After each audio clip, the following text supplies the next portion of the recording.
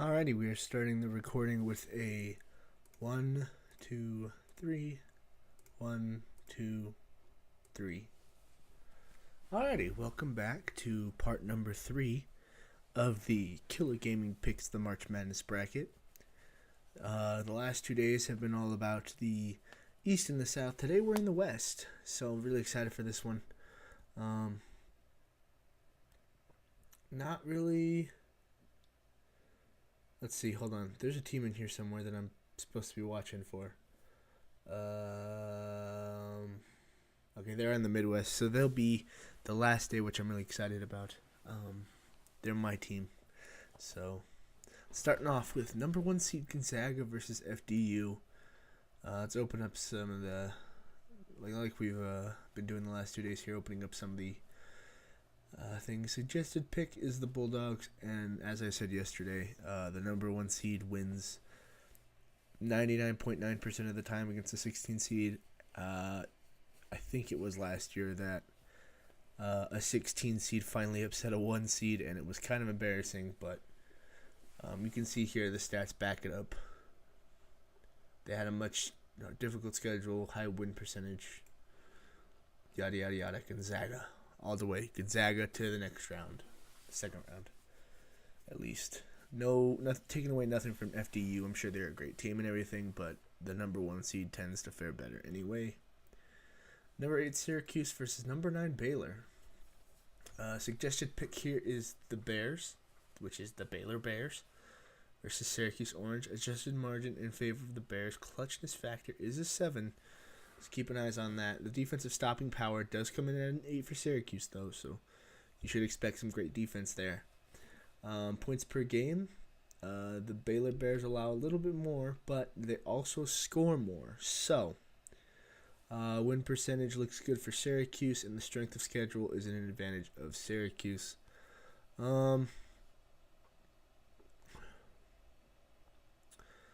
Let's see here.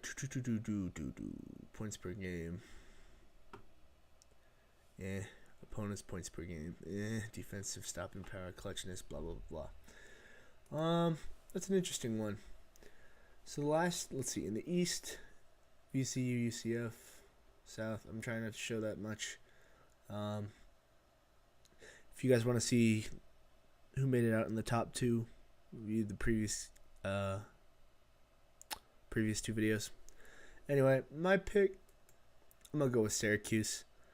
I know Baylor is the favorite to come out of there, but I think Syracuse is just going to play some high-quality defense like they have to, and it's going to be good. And by the way, these over here aren't my picks. These are just, I accidentally clicked on something, and we did an auto pick in the first pick, so go see who won the auto pick.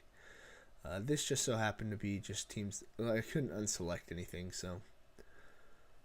Anyway, Marquette versus Murray. Let's see here. So, number 5 seed Marquette versus number 12 seed Murray. You see the margin adjusted in favor of Murray. The clutchness is going to stay at about a 6.1, 6.5 areas, about a 6.3 average. Defensive stopping power does come in from the Golden Eagles. Opponents' points per game. The Eagles give up a little bit more. However, score-wise, it goes in favor of Murray. Strength of schedule, obviously the Eagles had a harder schedule. The win goes in favor of Murray. Now, let's see. You know what? We haven't had a super big upset in a while.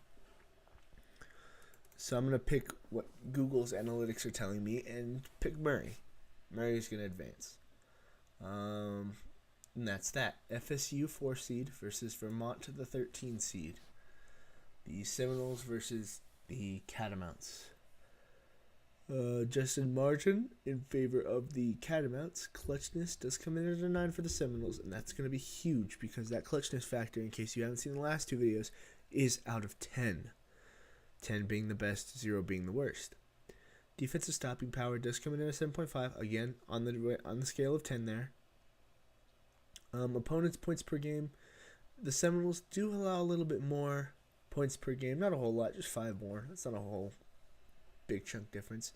However, they do score 1 more point than the Catamounts, and their schedule was more difficult, and the win percentage was about the same. Not taking anything away from the Vermont Catamounts, but I think FSU is going to come out of there with a dub. Not going to be too difficult. Well, I think I think it's going to be a close game. But from the clutchness of the Seminoles, I think they'll be able to pull it out towards the end there. Alrighty, onward to, I believe this is Buffalo versus the Arizona Sun Devils.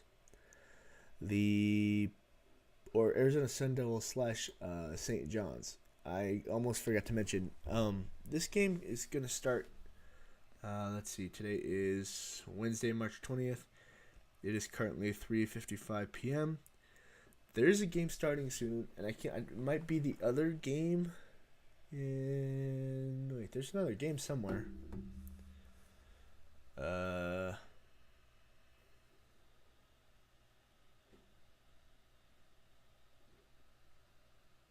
Did I make a mistake somewhere? Oh, that's okay. I see where I made the mistake.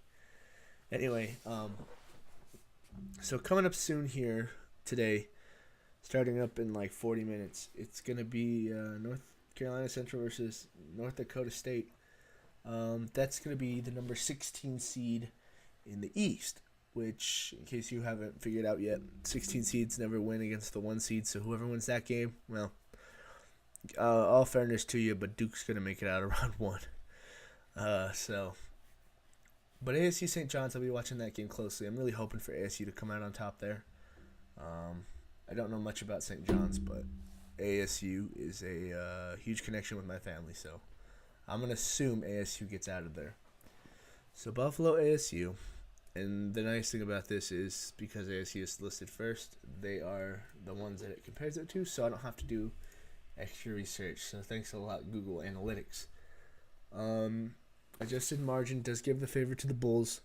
Clutchness also in favor to the Bulls. Points per game. For our opponents, 73-70. That's only a 3-point difference. That's not hard to come back from. And with a higher 3-point percentage, you could easily do it. Strength of schedule is more difficult for the Sun Devils, and they have a 68.8 win percentage versus the 91.2% that the Bulls had. So,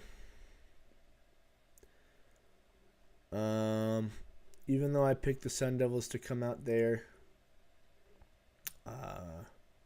as the 11 seed, I don't think an upset comes in. You know what? Hold on.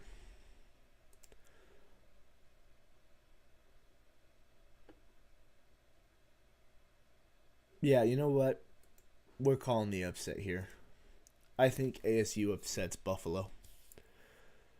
And then if it's St. John's, I guess I'm assuming St. John's upsets Buffalo. But I think Buffalo's going to come in with a strong head like they had a great season, 93.7 win percentage. It's going to be easy first round, and they'll have their mind on the second round, and that's when St. John's slash ASU is going to take advantage and get the W. So that's my prediction there. Not a whole lot of reason to go off of for that one, just more the fact that I want to see them make it further than round 1.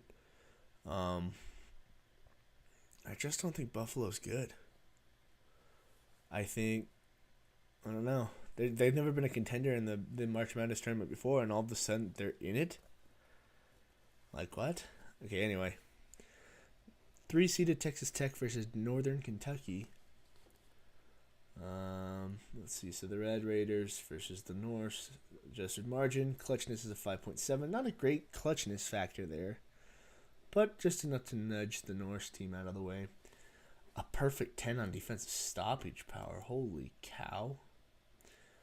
Opponents' points per game, 59.3. That's not a lot versus 68.3. They have the stronger schedule. They have a higher win percentage. They average more points per game, but they're at a .46, really, what more can you expect than to score? That's an easy pick for me. That's Texas Tech all the way. That's not Northern Kentucky. Nevada, 7-seed Nevada versus number 10 seed Florida. This is going to be a good one because these are two big schools. A lot of people know them from football. Not much Nevada. Nevada's kind of decent and everything. Not the best, but decent. Adjusted margin there, 19 in favor of the Nevada Wolfpack. Clutchness factor is not great, but a 4.2 gives the Wolfpack the advantage. Defensive stopping power roughly the same at about 7.1, 7.2. Opponent points per game, 66.7 for the Wolfpack, 63.6 for the Gators, so a little less over there. Although this bar makes it look like it's a lot more, but it's only like 3.1% difference, I think. Yeah. Field goal percentage does go in the favor of the Nevada Wolfpack, but only by 1.9, I think? Or 2.1, I can't tell.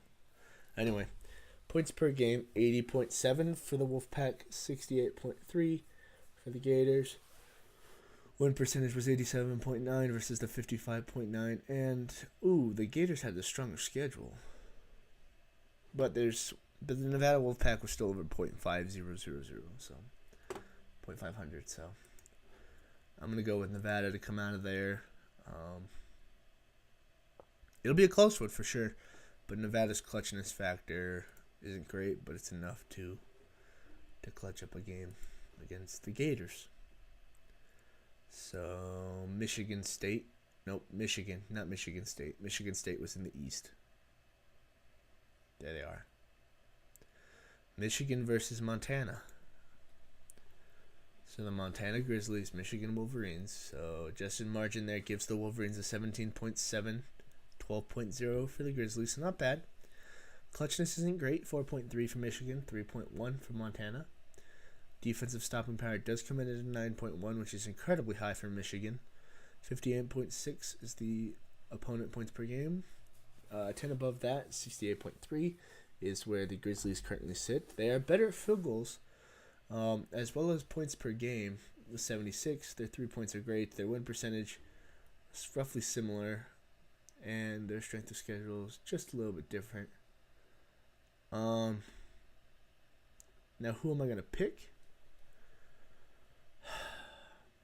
I don't think either one of these teams are clutch, because the clutches factor isn't going to be a big deal here. None of them is over 5, so it really doesn't matter. The points per game is going to be where. So the points per game here, obviously you're going to see it clash because 76. You know what? I'll give it to the Grizzlies. I'm going to give it to the Grizzlies. This is my first, I think, number 2 seed upset in this tournament. The Grizzlies are going to take down the number 2 seed early, and the only reason being is because I think they're going to go out there and they're going to just womp the Wolverines. They're going to be shooting threes. They're going to give them no chance to play defense whatsoever. They're going to play them strong, and Montana is coming out. So, it's different, okay? It's not... I don't know. There's going to be some upsets. I'm just trying to figure out where they're going to be at. The odds that Montana upset Michigan are incredibly slim, but I believe Montana can do it. So Montana, if any of you guys are watching, not that any of you are, it's going to be, I got you. I got your back, okay? Back to the top of the order here in the second round. It's going to be Gonzaga versus Syracuse, the 1 seed versus the 8 seed. You're going to click on that, going to take a look there. Margin has the favor of the Bulldogs for sure, 32.466 compared to the 5.7918 on Syracuse. Clutchness factor, both are relatively similar at about 4.5. Defensive stoppage power, both are really good with an 8 plus. Opponents' points per game is about 65 point something. Field goal percentage does favor the Bulldogs, so does 3 points, so does points per game. Win percentage, 90% win rate with a 5.544 schedule strength. Syracuse had a difficult one, but their percentage wasn't great. If they had a greater win percentage and a stronger schedule, I'd be picking Syracuse. But the Bulldogs are going to come out of there strong. Murray versus FSU. So the 12 upset Murray. So you face number 4 seeded FSU. Adjusted margin does give the advantage to Murray. Clutchness factor is in favor of the Seminoles with a 9, but Murray and company still have a 6.5, so don't take it away yet. Strength of schedule does go in favor of the Seminoles, but the win percentage does fall in favor of Murray, as well as 3 points, points per game, field goal percentage. Let's see. I'd like to see a 12 seed advance to the finals, but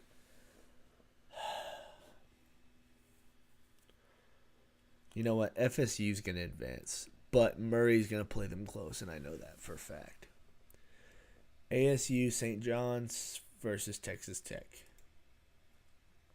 Let's assume it's ASU, because that's what Google wants. The Red Raiders are going to come out with a 19.9407 adjusted margin with a 6.3108 on the Sun Devils. Clutchness factor is dead even, which that totally doesn't look even, but whatever. Defensive stopping power, like I said, perfect 10 for the Red Raiders. They're really good at it. Opponents' points per game, they have it down to 59.3. But the points per game scored by the Sun Devils is 77.8. 73.1 is for the Red Raiders, which is about what the Sun Devils let happen. Ooh, hold on here. Strength of schedule is about even, little in the ways of the Red Raiders there, and with the win percentage in their favor, I'm picking the upset. I know Texas Tech is good. I have no doubt they can make it. No, I think Texas Tech will make it, actually. I don't know. I'm going to pick Texas Tech only because, I don't know.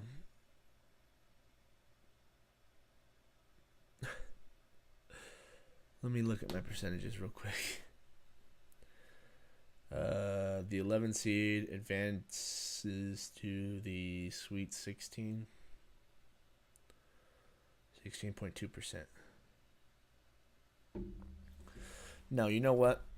I'm sticking with my gut. ASU's going to make it. ASU's going to beat Texas Tech. Don't ask my judgment behind it. I have absolutely no reason why, other than I think ASU can do it. Nevada, Montana. 7 seed who should have beat Florida against the 15 upset seed, which, let me look at the percentage of the 15 seed making it. 5.9% chance of making it to the second round. So Montana, 6%. There is a chance. Do it. Nevada Wolfpack versus the 15 Montana Grizzlies. Adjusted margin does give the advantage to Nevada. Clutchness, not great on both sides, but it does favor Nevada. Defensive stopping power heavily favors Nevada. That's literally been just, everything's favoring Nevada except for field goal percentages, 3 points, and I'm going with Nevada. Nevada's going to advance. Heading to the top of the Sweet 16, Gonzaga FSU, the 1 seed versus the 4 seed. Two giants who, in my eyes, should be in the finals of the West and not the Sweet 16. So in the Elite 8, not the Sweet 16. The number 1 Georgia Bulldogs versus Georgia Bulldogs. Oh my God, Gonzaga Bulldogs. Holy crap. Against the Florida Seminoles, Justin Margin does heavily advantage for the Bulldogs there. Clutchness does fall in favor of the Seminoles. Defensive stopping power is a 7.5 compared to the 8.2 on the Bulldog side. Opponents' points per game, the Seminoles will have a little bit more, but the Bulldogs score more. Win percentages favor Bulldogs, and the strength of schedule favors the Seminoles. I think the Bulldogs go to the end. Now, this bottom half is what I don't understand here. So the 1 seed's obviously going to make it to the Elite 8. That happens, okay? Now, what happens at the bottom side of the bracket at this point is just a disaster, okay? I don't know what's going on here. Okay, the odds that 15 seed Montana make it out of there is a 6% chance. If not, it's Michigan. And Michigan's probably going to stomp their way to the end. But you know what? I believe in ASU. I believe in Nevada. I believe in Montana. It's going to be... Oh, I believe in Murray. I forgot about that. This is going to be a weird bracket side here. So, Arizona Sun Devils versus the number 7 Wolfpack here. Winner goes on to face Gonzaga in the finals for the West.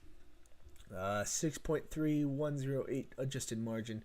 Nevada's got the win there, but the clutchness factor does fall in favor of the Sun Devils. Defensive stoppage power, 7.1 for the Wolfpack, 5.5 for the Sun Devils.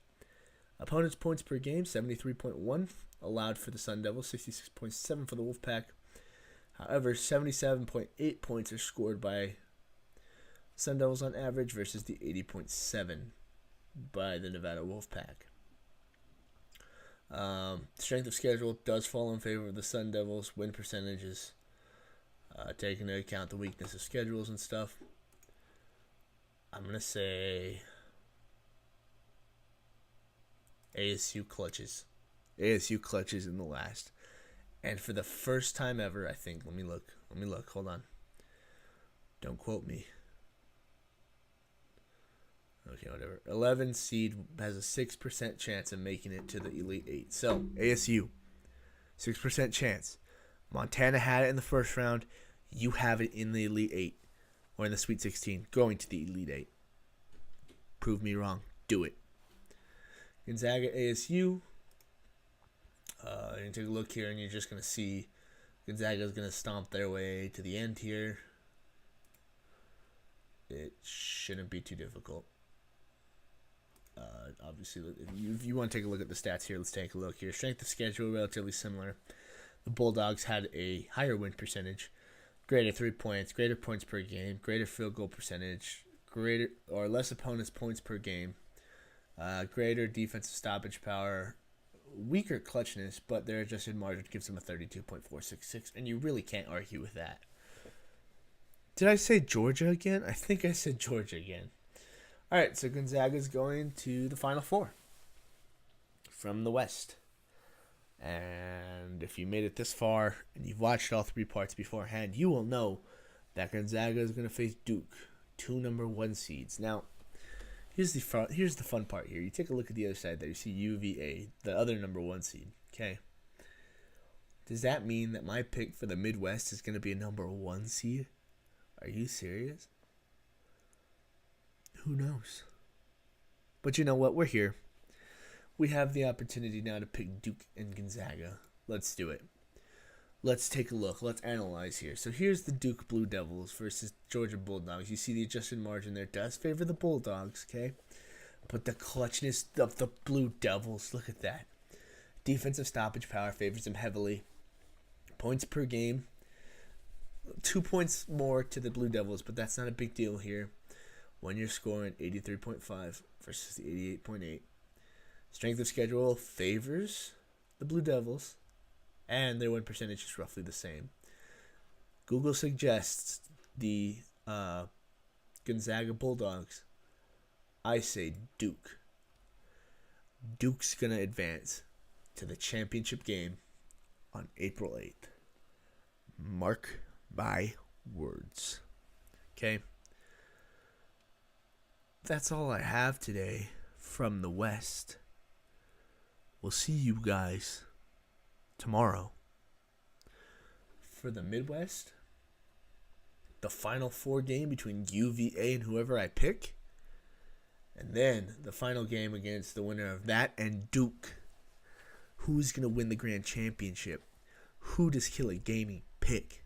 Who are we backing this year? Find out next time on Dragon Ball Z. Just kidding. Find out tomorrow when I pick the Midwest.